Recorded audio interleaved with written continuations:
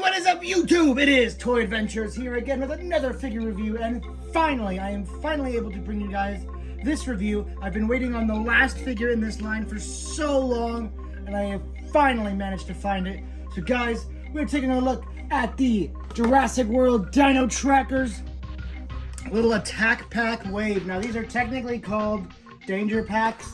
We don't really care what new fancy name Mattel gives them, they're just attack packs. Okay, they're always changing up the name. So, we have the Elaphrosaurus. I'm just going to call it Elaphrosaurus for now. We have, of course, another baby brachiosaurus. We have a Ostro Raptor, which is the one I just managed to find today. This one has been eluding me for so long.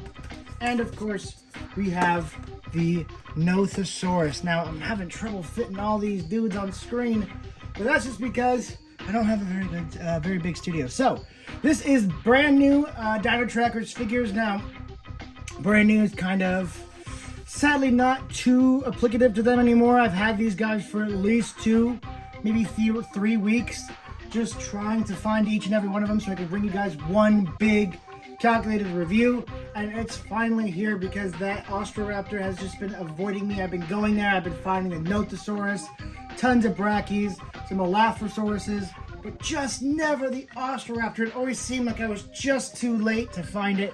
I'd find like the others there hinting that there'd be like a full pack just brought out, but the Austroraptor was always one that was always bought before I could get there. So happy I was finally able to find it, and now I'm able to bring you guys the review. So we're gonna take a look at the packaging first for these guys, and they're all identical except for these little corner markings. So these corner markings are relevant to each dinosaur and what type of environment you would find them in. So of course, for this Nothosaurus, you have a little river right here, just kind of demonstrating that this is an aquatic creature. For the Austroraptor, of course, you do have the little cactus representing desert. And then for the brachii, interestingly enough, it has like this little mountain emblem. I'm not too sure what that is meant to represent. I guess just valley with the white in there. It kind of looks like snowy mountains, but I don't know. Some of these make perfect sense, and some of them you kind of have to decipher. So maybe this is just a mountainous brachiosaurus variant. I'm not entirely sure. And for our Elaphrosaurus, this one's no hard decipher. It is just little verns. It's supposed to be the jungle. So that is pretty much all you have to do for the packaging. On the back, it's just a standard Mattel fare. It says Dino Trackers and all the other dinosaurs in the wave, which we all have here now. So, some of these we'll have to, we'll take deeper looks into them than others because, at least one of these guys is just a direct repaint. But let's take a look at them. And here we have our little pack of friends. So this is a pretty interesting new wave. Majority new dinosaurs, which is always fun. And of course, they went for some really obscure dinosaurs, except for the Nothosaurus. For those of you who've seen Walking with Dinosaurs, Chased by Sea Monsters, any of those BBC/Nigel Marven type of dinosaur shows, will probably recognize the Nothosaurus because it was significant in a few scenes. But as for these other two, they really are obscure, and I'm happy about that. I like that Mattel's reaching for the more obscure dinosaurs. It seems like they've covered most of the dinosaurs we should have gotten from the movies. I mean, we still don't have a Corythosaurus, which is a little odd, but they do have the Mamenchisaurus coming out soon, so that puts another brick in the wall for the amount of dinosaurs from the movies that we haven't gotten yet. So slowly by slowly, it's just a couple more now. I honestly think we've gotten all of them except for the Corythosaurus. I'm really trying to think right now, and I just can't think of anything we haven't gotten yet that we saw in the movies. So now they're really reaching out and expanding, and I'm happy to see that. So we've of course been seeing that for a while, but now it just seems like each new release is a new type of dinosaur. So first we're going to take a look at the most boring in this wave, being our repaint of the Brachiosaurus baby. This is just such an adorable little figure. I'm always charmed into each new repaint they release of it. It's just so cute and likable and lovable looking that I'm going to buy every repaint they make of this little mold, just because I love baby dinosaurs. They're such a unique figure because we hardly ever get them to go along with their parents. So I'm going to stock up on as many baby dinosaur figures as they release, because these are always useful in movies for just having those cute little family scenes. We all love them, and we all love the cute little baby dinosaurs. So this is a nice little repaint of it, kind of having this burrito beans, kind of brown. That's the only thing I can think of is like the beans you'd see in like a Taco Bell burrito or something, with this nice little white cream color up here speckled up on top. Other than that, it's really just up to the sculpting that really carries this figure. We've seen this sculpting before. Just really nice, you know, skin detailing going on throughout the body here with these nice little pebbling osteoderms going along the back that, you know, end at the neck where it becomes a nice, more smooth, wrinkled look. This is just screaming Littlefoot to me, especially with this color scheme. I don't know if Littlefoot was exactly the inspiration for this guy, but you could definitely use this as your Jurassic incarnation of Littlefoot. It just reminds me of him. And it kind of makes me wish we got a little stegosaurus, baby stegosaurus, and a baby triceratops in this wave, just to have a nice little wink and a nod, you know? So next we're going to take a look at the Elaphrosaurus. I don't know why, he's just the least interesting to me. He looks like dinosaurs we've gotten before, and in fact we probably have got him before, I just can't remember. There's so many dinosaurs in this toy line by now, I honestly can't remember if we've gotten this guy before. He's not too iconic looking, he kind of just looks like a generic dinosaur, but he does have a really nice color scheme with this nice cyan going throughout most of the body, followed by this nice orange right here, or this yellowish color right here, reminding me a lot of the old Protoceratops we got way back in the beginning of the Jurassic World line. It moves up to this dark, kind of dark bluish gray up here on the top of the head with a actual silver little eye stripes or paint detail right there in the face. That's like silver. That's not just white or gray. It almost looks like metallic silver on this. It creates a really interesting look. I'm not exactly sure if that would be realistic, but it certainly is a really interesting and cool look to it, giving it a nice unique look with a very nicely painted eye in there. You guys can see they really nailed that. The eye looks very nice, very crisp. It's there on both sides. So this one actually is a very nice figure. And there's this little scan feature for those of you guys who give a damn. And as for articulation, you do have a hinge here on the neck that can allow some pretty fair movement. You really can't test this out in the box because of the way the packaging is. It keeps their heads from articulating. He has a nice little gizzard down here, which is a little interesting. And I didn't pick up on that one first. Of course, his jaw opens up to reveal his mouth. Pretty fairly painted teeth, not too crazy, but no real mistakes there. His arms just simply rotate here and back. They don't move in and out anymore. I remember that used to be a standard on the Mattel line, but it seems like they've forgone that. And the legs, do they? They do.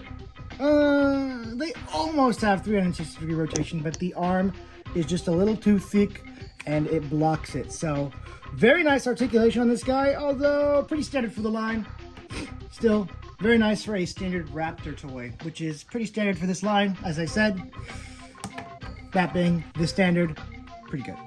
So, take a look at here at Nothosaurus, who in my opinion is the most attractive figure in this wave.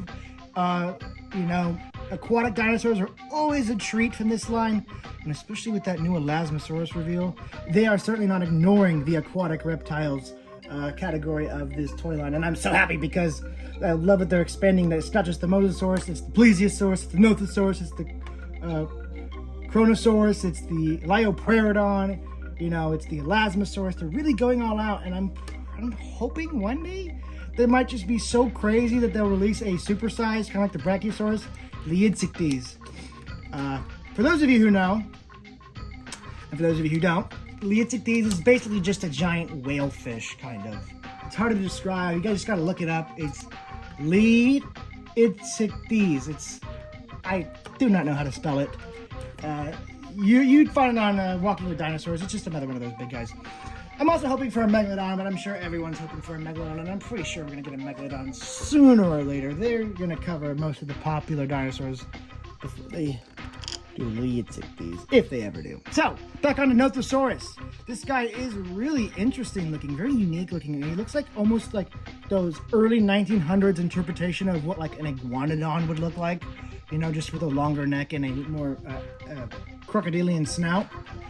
Just this really weird, fat, lumpy reptile look with this really jarringly cream-colored belly right here.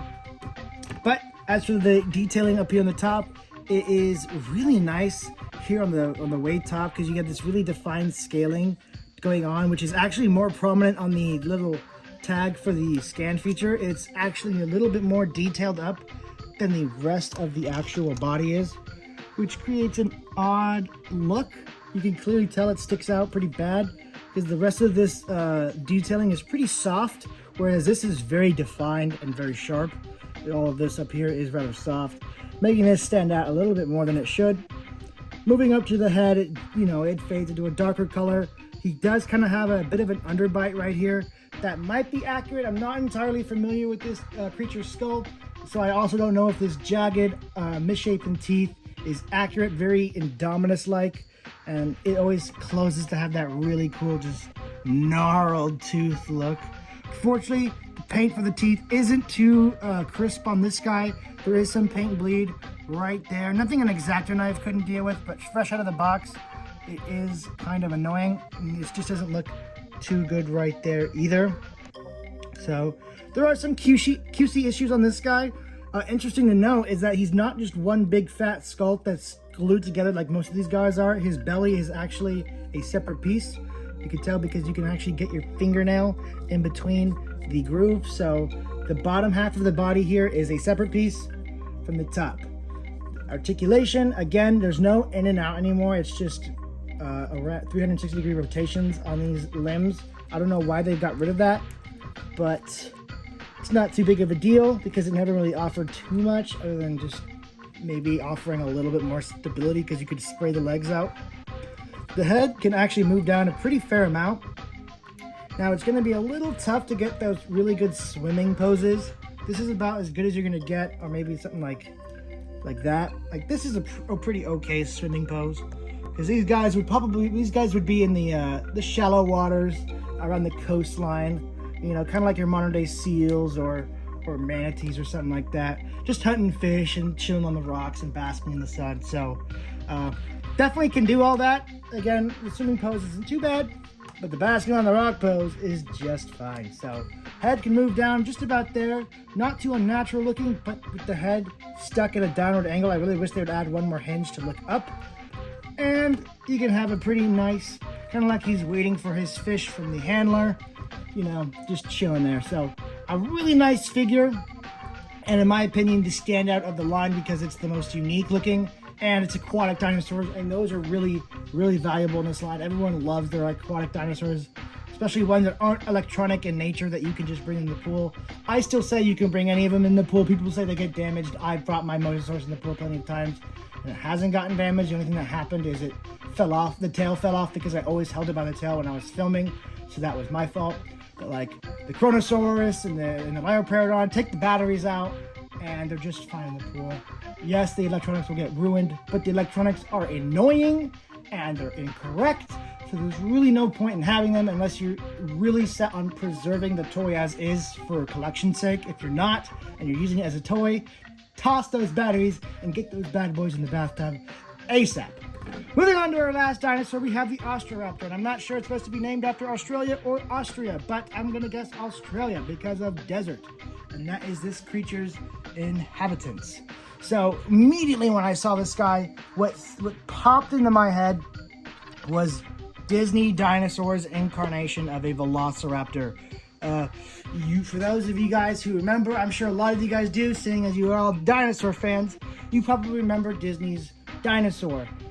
One of their most banger movies that they have decided that they're not going to make a sequel to because they just can't think of anything that could possibly top the first one.